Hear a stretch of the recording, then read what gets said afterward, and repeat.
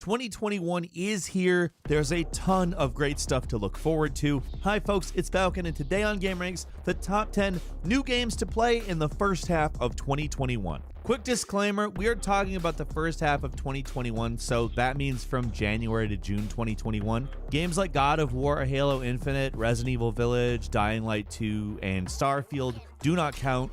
We will probably not be seeing any of those games until the second half of 2021. Keep that in mind, and without further ado, starting off with Outriders. This was a game that we actually expected a while back. It was something that was announced quite a while ago. They started developing it back in 2015. It comes to us from People Can Fly, who brought us titles like Gears of War Judgment, Bulletstorm, and Painkiller. In a lot of ways, it looks kind of similar to Gears of War. However, there's a significantly large amount of role-playing elements incorporated, and it's obviously a completely different aesthetic/world in which you as a human are granted superpowers as a result of this energy storm going on this planet Enoch, which humanity is currently trying to colonize. It's got an interesting look to it, and I kind of think it might play out like a Gears of War meets Destiny situation, and I'm pretty darn interested to see exactly how that plays out. Outriders is landing on PC, PS4, PS5, Xbox One, and Xbox Series X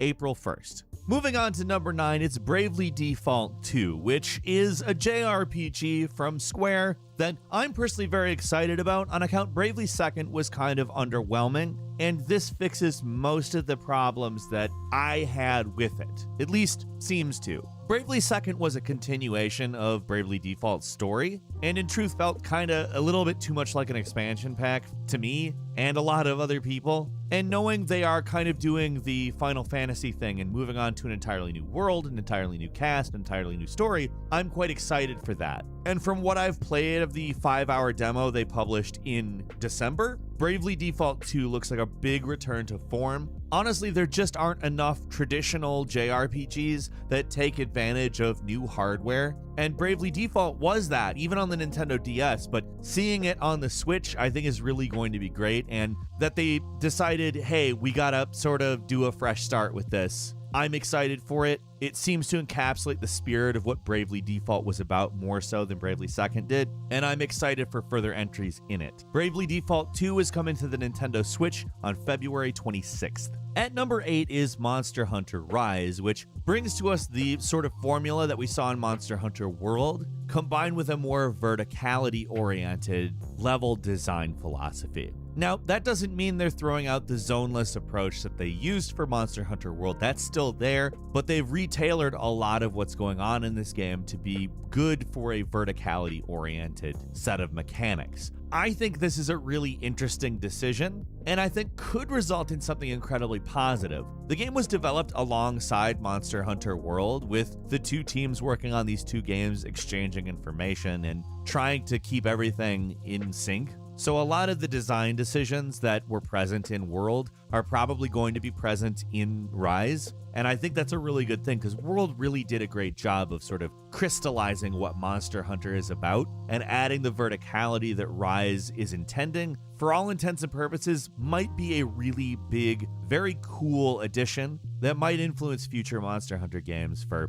who knows how long. Monster Hunter Rise is a Nintendo Switch exclusive, and it's coming on March 26th. At number 7 is Returnal. This is a third-person science fiction psychological horror shooter, which was part of the PlayStation 5 announcement presentation. And not only did it show off a lot of the graphical prowess of the PS5, but it really shows promise as this kind of cosmic horror-oriented, is it in your head, is it not, Groundhog Day, End of Tomorrow type, time loop, dying, trying to escape type story/game. It's of course a shooter, so you know what kind of dynamics you're getting there. It does look interesting in that the suit that you have, which adapts over time, offers different weapons, as the planet, which also adapts over time, ends up having to keep you on your feet. Now, apparently haptic feedback is going to play a big role in this game, and I'm really interested in finding out exactly what that means. But until then, I think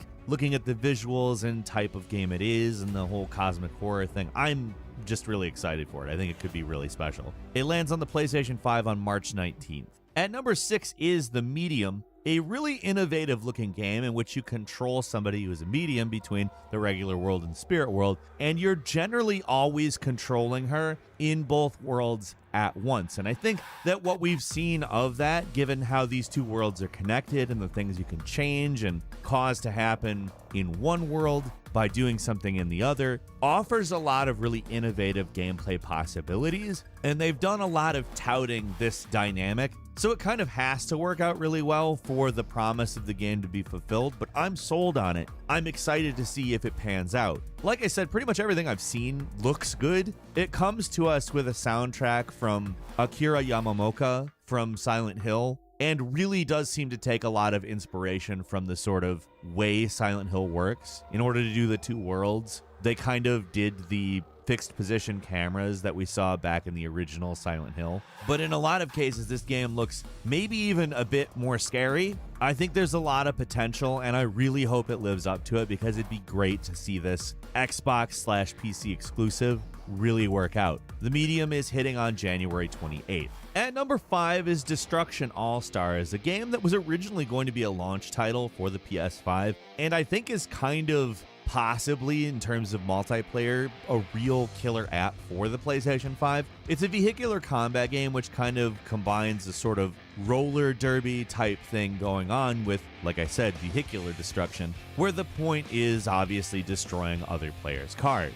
Now, you get various different weapons and means of destroying those cars depending on what you're playing as, and even when your car is destroyed, you're still wandering around the arena, pretty vulnerable, but also with the ability to change things going on in the battle with special powers, and in some cases, the ability to take others' cars. Honestly, this just looks like a hugely fun party game. I hope it lives up to the hype, because I will waste so much time on it. Destruction All-Stars is landing on PS5 sometime in February. At number 4 is Ratchet & Clank Rift Apart. Now, this again was a big part of the PlayStation presentation and showed us a lot of amazing technologies on top of, being a new Ratchet & Clank game, which I'm going to just say anybody who likes platform games or shooters or the sort of intersection of the two, or just is a fan of Insomniac games, that's great. However, like I said, some of the really cool stuff I think that is worth paying a lot of attention to is like the teleportation dynamics we saw in the trailer.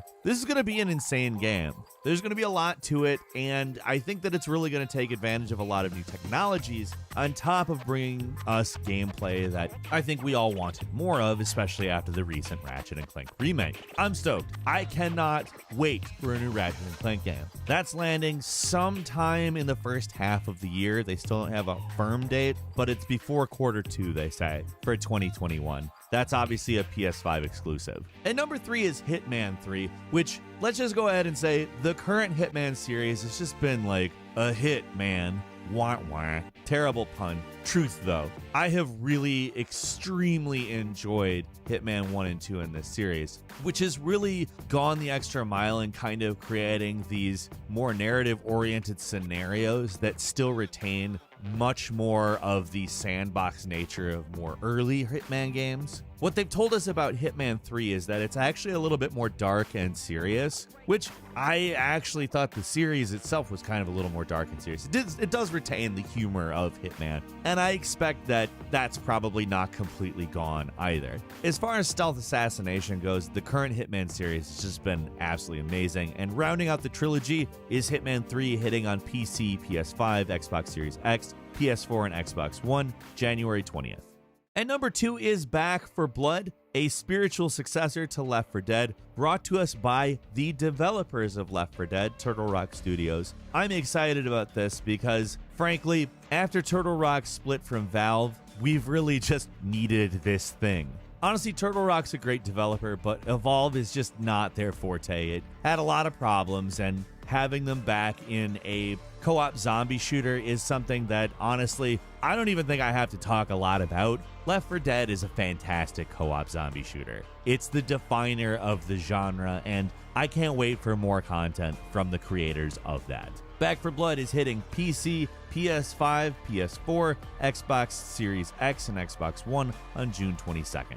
And finally, at number 1 is Deathloop. This is probably the game I am most excited for on this list, so I'm stoked it's at number 1. Deathloop is the next game from Arcane Studios, the developers of Dishonored. Really just fantastic devs. And Deathloop looks kind of like Dishonored on steroids in a sort of techno-future setting where there's a time loop, and it looks like it ramps up everything that we know about Dishonored to take advantage of a new generation of hardware, as well as a new aesthetic and world. Really, it looks like something really fresh, while also being a continuation of the power-oriented gameplay we see in Dishonored. As far as I'm concerned, Arcane is really just one of the best devs out there. I absolutely love the Dishonored series, and I cannot wait to play this. They were acquired by Microsoft, but thankfully this was a game that PlayStation owners are going to be able to play. It's landing on PC and PS5 on May 21st.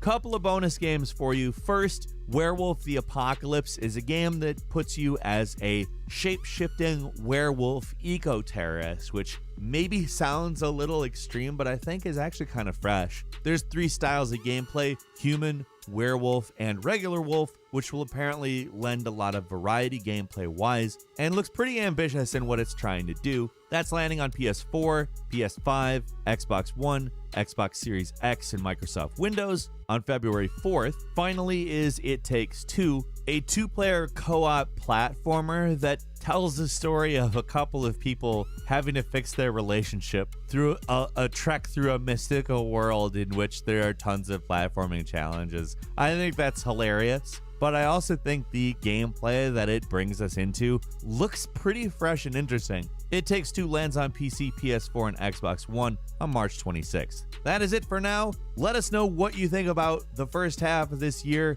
We think it looks pretty good. Leave us a comment, let us know. If you like this video, click like. If you're not subscribed, now's a great time to do so. We upload brand new videos every day of the week, and the best way to see them first is, of course, a subscription. So click subscribe. Do not forget to enable all notifications. And as always, we thank you very much for watching this video. I'm Falcon. You can follow me on Twitter at Falcon the Hero. We'll see you next time right here on GameRanks.